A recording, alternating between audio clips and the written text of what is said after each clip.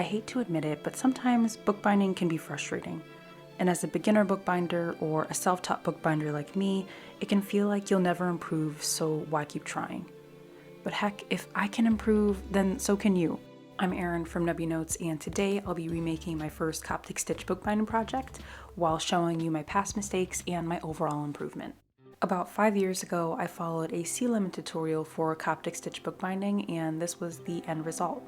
I remember this project taking me hours to do, and I remember feeling so frustrated at the fact that she made it look so easy in the video. But of course, if you're trying something new or working on a new hobby, it's gonna be hard at first. And I can't help but look back at this project with fondness just because it's the origin, I guess, of my bookbinding, and it has allowed me to measure my progress from 5 years ago till now. Since my bookbinding improvement is pretty subtle, I'll be going through all of the mistakes of the past notebook so that it helps us to kind of measure and track my improvement when I remake the notebook. I guess this first mistake is more of a preference change, but the first time that I made this notebook, I was using sewing thread, which is very thin and difficult to navigate, and I think that's the reason why I found this project so frustrating. Nowadays, I use wax thread, which makes it a lot easier to pull the thread through the signatures and to navigate a whole notebook, and it's not getting tangled or it's not getting knotted, so I'm telling you, the first time I made this notebook, it was very hard and stressful because of that thread choice. Past Erin didn't really know how to attach elastics to notebooks, so I just ended up super gluing it straight onto the back there instead of attaching it inside of the cover. But with time we learn, right? Something else that I do differently compared to 5 years ago Erin is that I use different glue. You wouldn't think that that makes such a big difference, but I glued the first pages of each signature to the covers to kind of help it be more stable. And looking back at it now and showing you this notebook, there are parts of the page that popped up because it wasn't as reliable as a PVA glue compared to your Elmer's glue or like a glue stick, which is what I think I had used the first time that I made this notebook. One of the bigger mistakes that I made for this project was folding the paper against the grain, and what that does is it impacts the durability of the notebook itself and the longevity. I'll elaborate more on that later, but essentially there are fibers in the paper, and if you fold against the grain, it's kind of snapping those fibers and making it less durable. Alright, now that we've seen the original notebook, let's try to remake it. We'll first start with the paper. For the notebook remake, I decided to use a sketch pad for the pages. I'm not sure if the original notebook had used acid-free paper, but I wanted to make sure that I had acid-free paper this time and that I had paper big enough to make the notebook the same size as the original.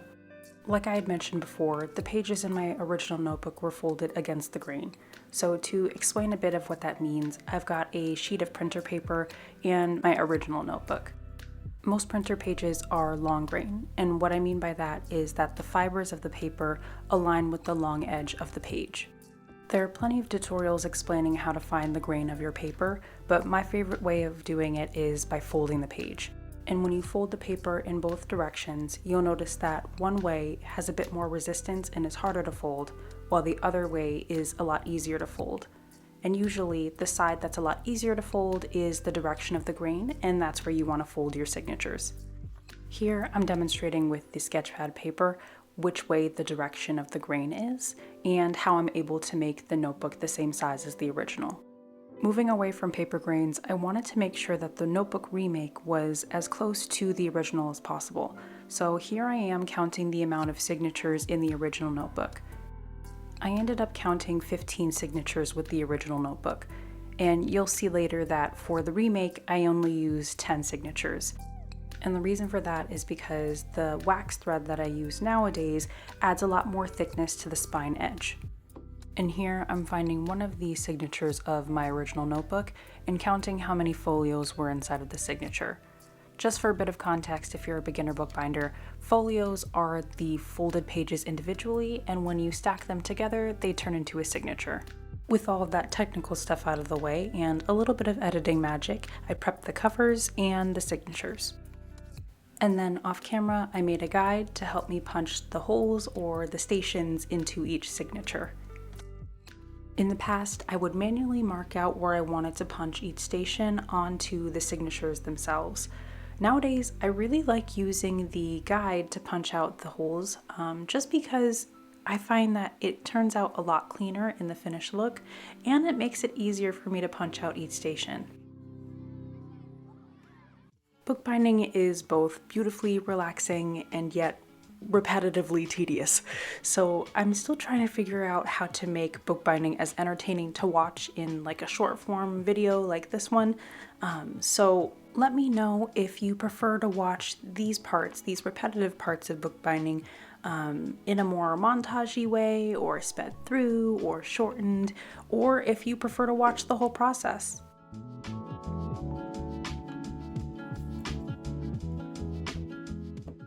Oh, and look how clean they look. Oh my goodness. I love that part. Right before you bind a notebook, it looks so clean. Okay, and with the signatures all punched, I also punched out the holes of the covers off camera.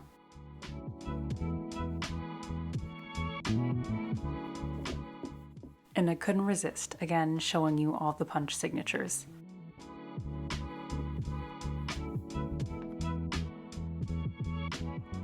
You may have noticed that I punched 4 holes into the signatures, but only 3 holes into the covers. And that was intentional because the first time that I made this notebook, I purely did coptic stitch binding, but now that I'm doing the remake, I wanted to change it up and kind of incorporate more of what my binding style looks like, and I gravitate a lot towards mixing coptic stitch and French link stitch. So in the center, I am planning on adding a French link. When I first bound this notebook, I didn't have curved binding needles, so I ended up using a regular sewing needle, and I think that also contributed to the original notebook being so difficult to bind. So now that I have the curved needle, it's a lot easier to go around stitches and to navigate the notebook overall. So if you watched my bookbinding ideas video, you may have noticed that I like to bind notebooks that are smaller in size. And this kind of goes back to our chat about paper grain, because a lot of the scrap paper that I have left is printer paper. So that kind of limits me in the size of notebooks that I can create. And it really wasn't until I got to binding this notebook that I realized how much I am not used to binding a notebook of this size. I'm so used to binding smaller notebooks, and it's a lot easier to bind smaller notebooks because they fit in your whole hand. So I was trying to hold this notebook and I'm doing my best, but it's a lot larger than what I'm used to. For this video, I don't get too in depth about the binding process that I'm doing here, but if that's something that you're interested in, let me know by leaving a comment down below or giving the like button a little boop. Okay, and if you're anything like me, then you probably are also a big fan of watching bookbinding stitching, so I'll leave you to a little stitching montage.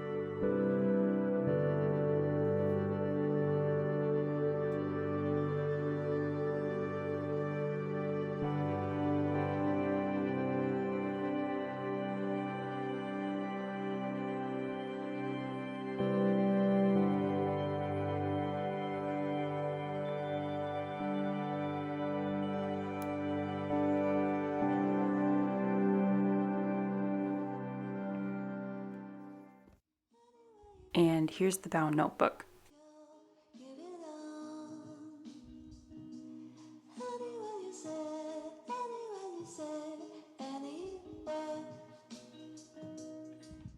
Although I've learned a lot in the past couple of years about bookbinding, one thing that still continues to confuse me is adding elastics to the notebook. I understand generally that you're supposed to pop the elastic from the outside of the cover to the inside of the cover, but I'm not very graceful, I guess, in adding the elastic to the covers, so I usually end up just jamming it inside of the cover while using my metal ruler, which it has worked for me. I don't think it's the most effective way, but I think it works for me. So if you know of how to do this in a better way, please help. And I'm also pretty sure that you're supposed to be adding the elastics before binding the notebook. So all of that just to show you that we're always learning, no matter how long we've been doing something. And here are the finished notebooks. I had a lot of fun with this project just because it was nice to see the differences between my binding from 5 years ago and my book binding now.